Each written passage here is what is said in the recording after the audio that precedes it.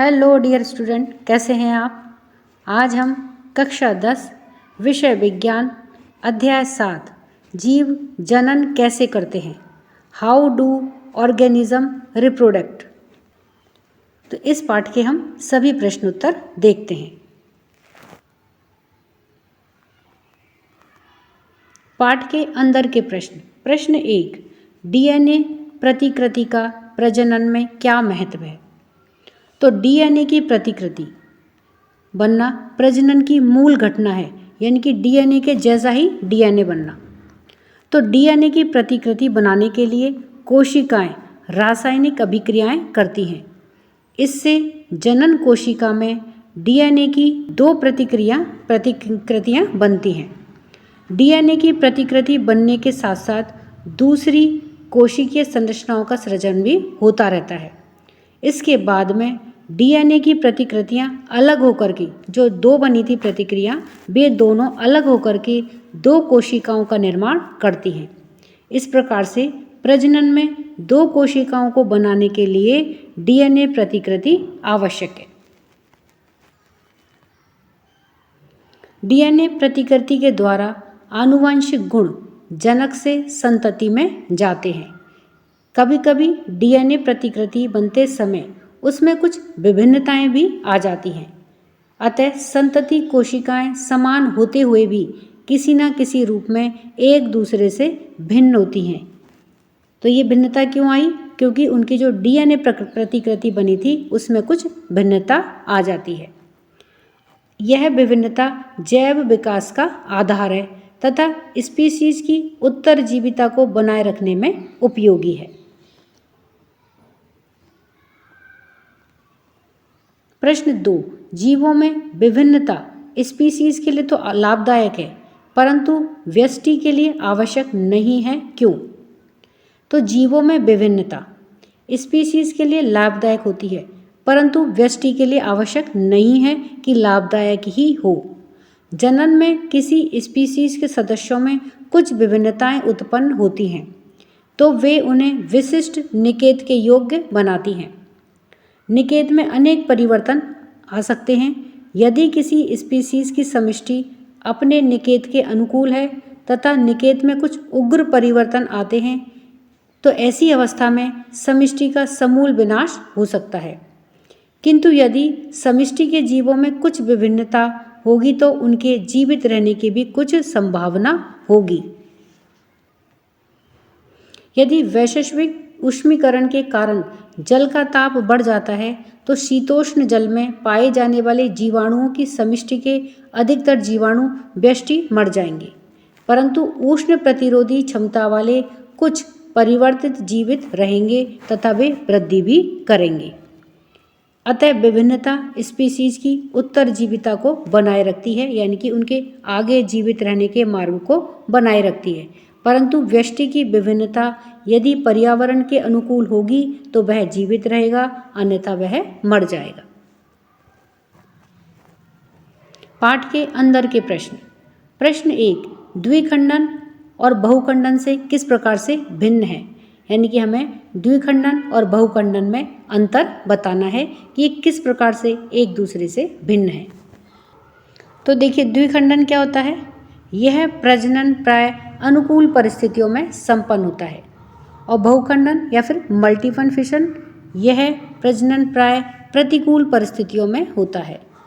दूसरा है, इसमें केंद्रक दो पुत्री केंद्रकों में विभाजित होता है, जबकि बहुखंडन में क्या होता है? इसमें केंद्रक अनेकों पुत्री केंद्रकों में विभाजित होता है। तीसरा है, मातृ कोशिका का केंद्रक केवल एक बार विभाजित होकर के दो पुत्री कोशिकाओं का निर्माण करता है, जबकि इसमें क्या होता है कि मातृ कोशिका का केंद्रक बार बार विभाजित होकर के कई सारे पुत्री केंद्रकों का निर्माण करता है। चौथा है, कोशिका द्रव्य, यानी कि साइटोप्लाज्म का विदलन प्रत्येक केंद्रीय विभाजन के बाद होता है, जबकि बहुखंडन में कोशिका द्रव्य का विदलन सभी केंद्रकों के विभाजित होने के बाद होता है।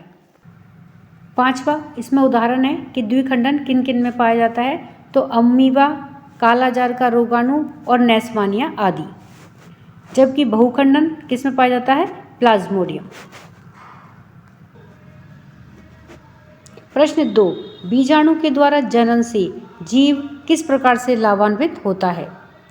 तो बीजाणु जनन यानी कि बीजों के द्वारा जनन प्राय पौधों में पाया जाता है। बीजाणुओं के ऊपर एक मोटा रक्षीय आवरण होता है जो इनकी प्रतिकूल पर्यावरण में रक्षा करता है।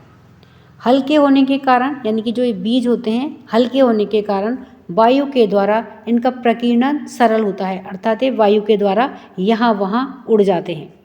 अनुकूल परिस्थितियाँ यानी कि जब इनको उचित ताप, नमी, भोजन आदि मिलता है तो ये बीजाणु अंकुरित करके नए जीव को यानी कि नए पौधे को जन्म देते हैं, जैसे राइजोपस, म्यूकर आदि। इसमें बीजाणुओं के द्वारा जनन होता है।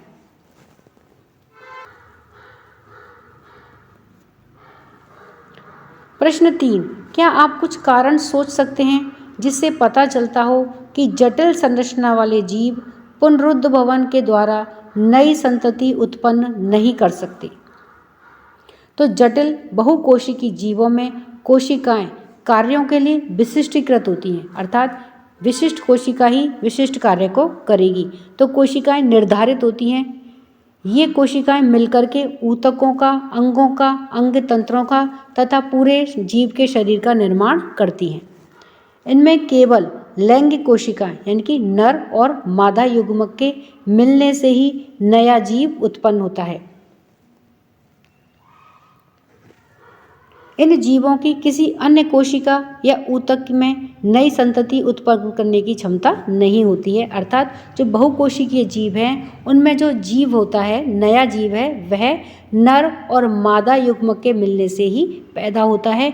इसमें किसी अन्य कोशिका में या ऊतक में नई संतति को पैदा करने की क्षमता नहीं होती है।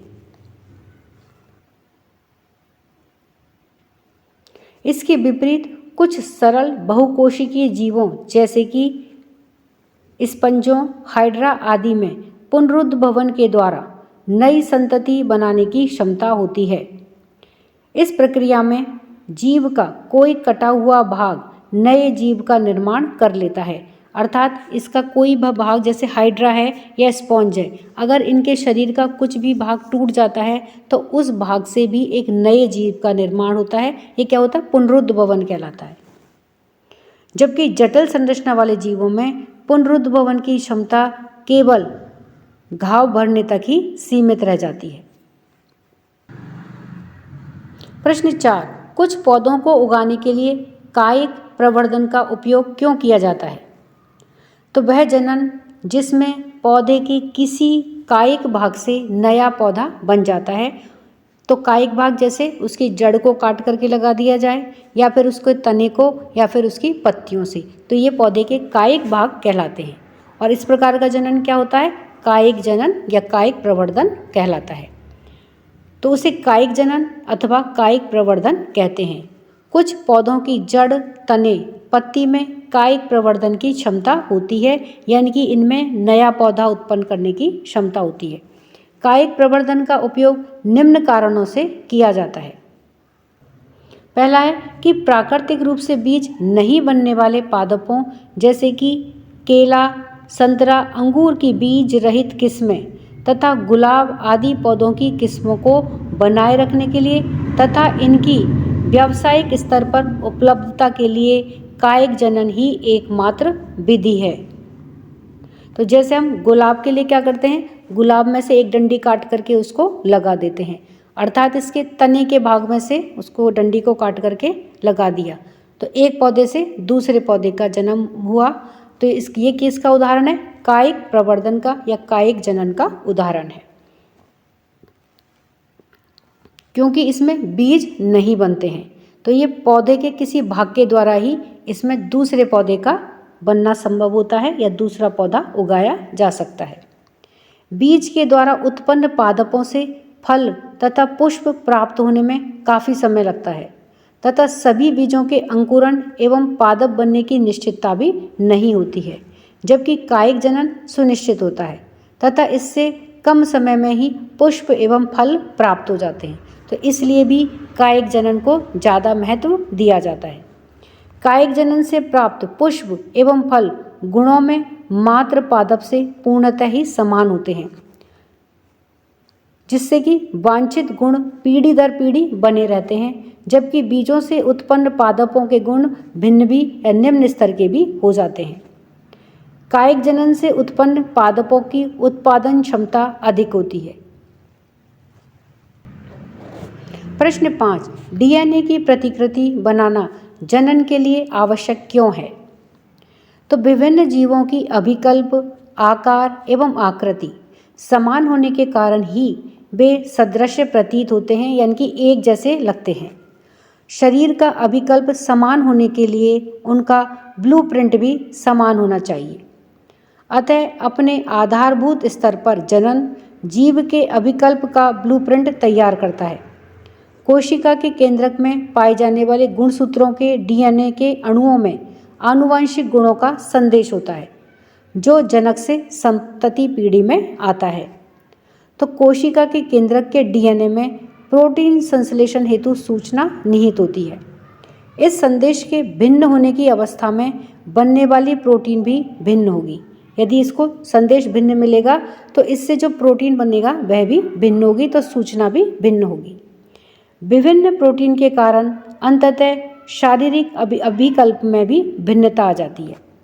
इसीलिए डीएनए की प्रतिकृति बनाई जाती है, जिससे कि पीढ़ी दर पीढ़ी प्रजाति के लक्षण तथा शारीरिक अभिकल्प समान बना रहे।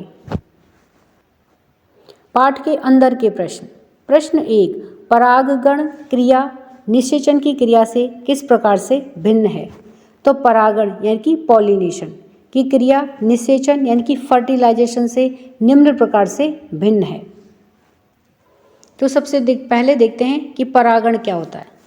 तो पराग कणों यानी कि पॉलिन ग्रेन्स का एक पुष्प के परागकोश से उसी जाति के उसी पुष्प अथवा किसी दूसरे पुष्प के वर्तिकाग्र यानी कि स्टिग्मा तक पहुंचने की क्रिया को परागकण या परागण कहते हैं, पॉलिनेशन कहते हैं। अर्थात पराग कणों का एक पुष्प से दूसरे पुष्प तक या फिर अपने ही पुष्प की स्टिग्मा तक पहुंचने की जो क्रिया होती है या वर्तिकाग्र तक पहुंचने की जो क्रिया होती है उसे परागण कहते हैं। जबकि निषेचन क्या होता है?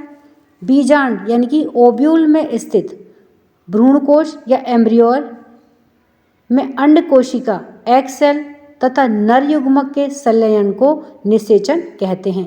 अर्थात भ्रूणकोश में स्थित अंड कोशिका तथा नर युग्मक के संलयन को फर्टिलाइजेशन कहते हैं, निषेचन कहते हैं। दूसरा है कि यह क्रिया निषेचन से पहले होती है, अर्थात जो परागण की क्रिया है यह निषेचन की क्रिया से पहले होती है। पहले परागण होगा, उसके पश्चात निषेचन होगा, और निषेचन की क्रिया परागण के पश्चात होती है।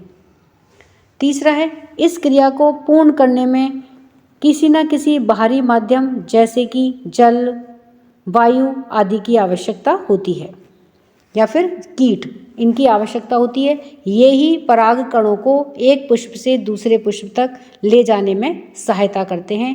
तो इस क्रिया के लिए किसी बाहरी माध्यम की आवश्यकता होती है, जबकि निषेचन के लिए बाहरी माध्यम की आवश्यकता नहीं होती है। चौथा है, यह क्रिया पुष्प के बाह्य भाग में संपन्न होती है, अर्थात यह बाह्य क्रिया है, यानी कि ये पुष्प की वर्तिकाग्र पर संपन्न होती है तो पुष्प के बाहर ही संपन्न हो जाती है। तो ये क्या कैसी क्रिया हुई? यह बाहरीय क्रिया हुई। जबकि निषेचन क्या होती है? यह क्रिया पुष्प के भीतर होती है, अतः यह आंतरिक क्रिया होती है। तो इस प्रकार से यह परागण यानी कि पॉलिनेशन और निषेचन यानी कि फर्टिलाइजेशन में अंतर है। प्रश्न 2, शुक्राशय एवं प्रोस्टेट ग्रंथि की क्या भूमिका है? तो प्रोस्टेट तथा शुक्राशय अपने स्राव को शुक्र वाहिका में डालते हैं, जिससे कि शुक्राणु एक तरल माध्यम में आ जाते हैं। इसके कारण इनका स्थानांतरण सरलता से होता है, साथ ही यह स्राव इन्हें पोषण भी प्रदान करता है। प्रश्न 3, यौवन आरंभ के समय लड़कियों में कौन से परिवर्तन दिखाई देते हैं? तो यौवन आरंभ के समय लड़कियों में निम्न परिवर्तन दिखाई देते हैं। तो पहला है कि स्तन के आकार में वृद्धि होने लगती है तथा स्तनाग्र की त्वचा का रंग भी गहरा होने लगता है। दूसरा है लड़कियों में रजोधर्म होने लगता है अर्थात मासिक धर्म होने लगता है। तीसरा है आवाज़ महीन एवं मधुर हो जाती है। चौथा है कांख एवं जांघों के मध्य जननांगी क्षेत्रों में बाल निकल आते हैं तथा इनका रंग भी गहरा हो जाता है। पांचवा है त्वचा अक्सर तैलीय हो जाती है तथा कभी कभी मुहासे भी निकल आते हैं। छठा है श्रोणी भाग चौड़ा एवं नितंब का भाग भारी हो जाता है, शरीर में वसा का संचय हो जाता है। सातवां है लड़कों यानी कि नर की तरफ मनोवैज्ञानिक आकर्षण होने लगता है। प्रश्न 4, माँ के शरीर में गर्भस्थ शिशु या भ्रूण को पोषण किस प्रकार से प्राप्त होता है? तो भ्रूण को माँ के रुधिर से पोषण मिलता है। इसके लिए एक विशेष संरचना होती है जिसे प्लेसेंटा कहते हैं। यह एक तस्तरीनुमा संरचना होती है जो गर्भाशय की भित्ति में धसी हुई रहती है। इसमें भ्रूण की ओर के ऊतक में प्रवर्ध होते हैं। माँ के ऊतकों में रिक्त स्थान होते हैं जो प्रवर्ध को आच्छादित करते हैं। प्रवर्ध का मतलब उभार। यह माँ से भ्रूण को ग्लूकोज, ऑक्सीजन एवं अन्य पदार्थों के स्थानांतरण हेतु एक बृहद क्षेत्र प्रदान करते हैं। विकासशील भ्रूण के द्वारा अपशिष्ट पदार्थ उत्पन्न होते हैं जिनका निपटान इन्हें प्लेसेंटा के माध्यम से माँ के रुधिर में स्थानांतरण के द्वारा होता है। अर्थात जो भ्रूण होता है वह माँ के रुधिर से ही प्लेसेंटा के माध्यम से ही ऑक्सीजन, ग्लूकोज तथा अन्य पदार्थों को लेता है तथा जो अपशिष्ट पदार्थ होते हैं उन्हें प्लेसेंटा के माध्यम से ही माँ के रुधिर में स्थानांतरित कर देता है। इस प्रकार से एक भ्रूण का पोषण माँ के शरीर के द्वारा किया जाता है। प्रश्न 5, यदि कोई महिला कॉपर टी का प्रयोग कर रही है तो क्या यह उसकी यौन संचारित रोगों से रक्षा करेगा? तो नहीं। यदि कोई महिला कॉपर टी का प्रयोग कर रही है तो उसकी यौन संचारित रोगों से सुरक्षा नहीं होगी क्योंकि कॉपर टी मात्र गर्भधारण को रोकने का ही एक साधन है। यह यौन संचारित रोगों से रक्षा नहीं करती है। अभ्यास प्रश्न 1, अलैंगिक जनन मुकुलन के द्वारा होता है।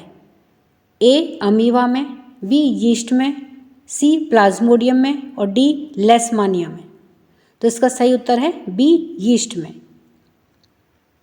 प्रश्न 2, निम्न में से कौन मानव में मादा जनन तंत्र का भाग नहीं है? तो ए है अंडाशय, बी है गर्भाशय है, सी शुक्रवाहिका और डी डिंब वाहिनी।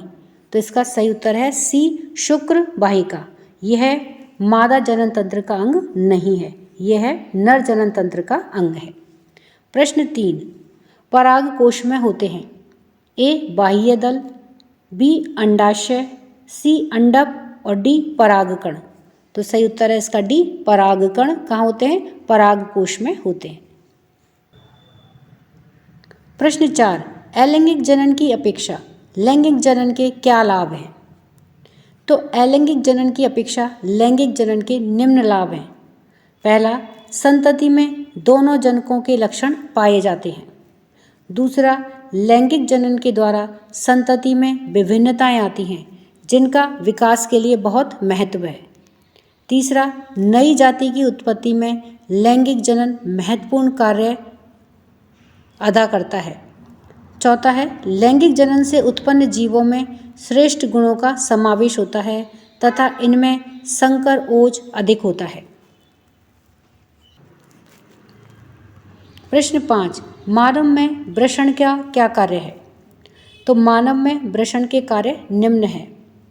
पहला, वृषण के द्वारा नर हार्मोन यानी कि टेस्टोस्टेरोन का निर्माण किया जाता है जिसके कारण पुरुषों या लड़कों में द्वितीयक लैंगिक लक्षणों का विकास होता है। दूसरा है, शुक्राणुओं का निर्माण भी वृषण के द्वारा ही होता है। तीसरा है, यह हार्मोन शुक्राणुओं के उत्पादन को नियंत्रित करता है। प्रश्न 6, ऋतुस्राव क्यों होता है? तो भ्रूण का विकास गर्भाशय में होता है, इसीलिए निषेचित अंड की प्राप्ति हेतु गर्भाशय प्रति माह तैयारी करता है। इसीलिए उसकी अंतःभित्ति मांसल एवं स्पंजी हो जाती है। पर अंड के निषेचन होने की अवस्था में उसके पोषण के लिए आवश्यक है, परंतु निषेचन न होने की अवस्था में इस परत की भी आवश्यकता नहीं होती है। अतः यह परत धीरे धीरे टूट करके योनि मार्ग से रुधिर एवं म्यूकस के रूप में निष्कासित होती है, जिसे कि हम ऋतुस्राव कहते हैं। प्रश्न 7, पुष्प की अनुदैर्ध्य काट का नामांकित चित्र बनाइए। तो पुष्प की अनुदैर्ध्य काट तथा इसके विभिन्न भागों का नामांकित चित्र। तो देखिए बच्चों, ये पुष्प की अनुदैर्ध्य काट का नामांकित चित्र है और ये पुष्प के यहाँ पर हम विभिन्न प्रकार के जो भाग होते हैं उनका नामांकन किया गया है।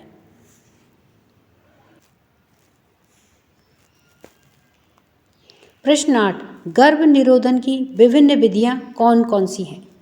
तो गर्भ निरोधन की विभिन्न विधियां निम्नलिखित हैं। पहली है कि एक तरीका यांत्रिक अवरोध का है, जिससे कि शुक्राणु अंड कोशिका तक ना पहुंच सके। शिशन को ढकने वाले कंडोम अथवा योनि में रखने वाली अनेक युक्तियों का उपयोग किया जा सकता है।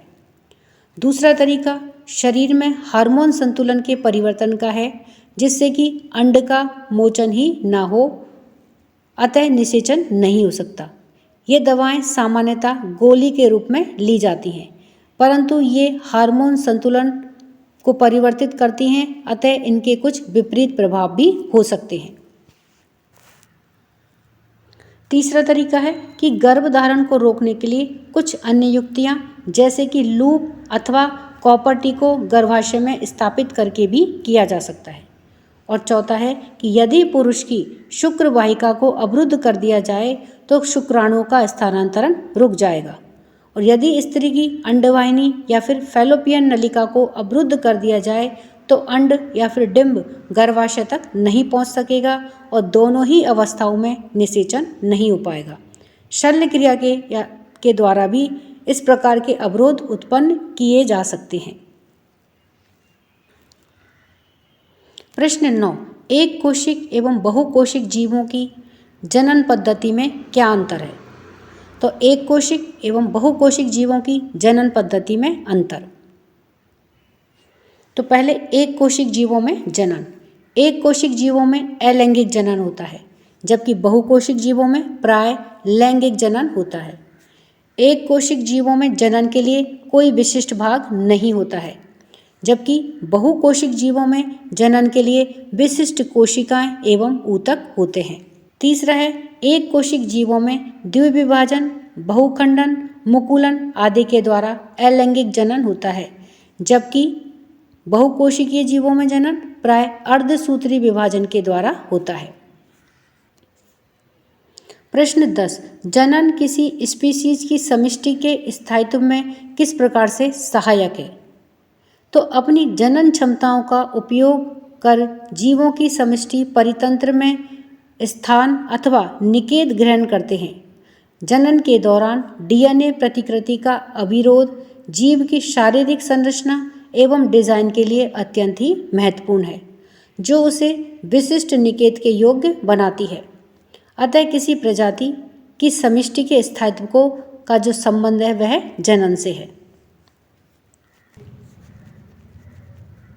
प्रश्न 11, गर्भ निरोधक युक्तियां अपनाने के क्या कारण हो सकते हैं? तो गर्भ निरोधक युक्तियां अपनाने के निम्न कारण हो सकते हैं। पहला, यौन क्रिया में प्रगाढ़ शारीरिक संबंध स्थापित होते हैं, अतः लैंगिक संचरण वाले रोग जैसे जीवाणु जनित गनोरिया एवं सिफिलिस एवं वायरस जनित रोग मस्सा तथा एड्स आदि रोगों से गर्भ निरोधक युक्तियां अपना करके बचा जा सकता है। दूसरा है, गर्भ निरोधक युक्तियां अपनाने से जनसंख्या पर नियंत्रण किया जा सकता है। और तीसरा है, इन युक्तियों के द्वारा गर्भधारण को रोका जा सकता है। जल्दी गर्भधारण से माता के शरीर पर प्रतिकूल प्रभाव पड़ता है, अतः गर्भ निरोधक युक्तियां अपना करके माता के स्वास्थ्य का ध्यान रखा जा सकता है। तो इस प्रकार से गर्भ निरोधक युक्तियों का उपाय अपनाई जाती हैं। तो इस तरह से बच्चों हमने इस पाठ से संबंधित सभी प्रश्न उत्तरों को देखा है। वीडियो पसंद आने पर वीडियो को लाइक करें, शेयर करें। चैनल पर नए हैं तो सब्सक्राइब करना ना भूलें। मिलते हैं नए वीडियो में। इसी के साथ धन्यवाद।